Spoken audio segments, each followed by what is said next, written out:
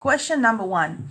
Shall I charge for shipment of my products? This is a very good question, since a lot of entrepreneurs who start shipping physical products believe that they should offer to their clients free shipment, which they believe will make it more attractive to their clients to purchase their product. Colleagues entrepreneurs have been testing selling the very same product with the free shipment and charging for shipment, and there is no significant difference in their conversion results. What you have at the end, if you charge for shipment, is that you have additional revenue that allows you and pay for shipment and pay for handling. And if you set up everything very smart, then you will even have a little profit left for yourself from this shipment fee. I recommend to charge for shipment always. You always can say that from a certain purchase amount you will take care of shipment. Say, for example, from $75 onwards or from $50 onwards. This is your strategical decision. You have to do your calculations and see what number works for you. In the very beginning, like when you're starting selling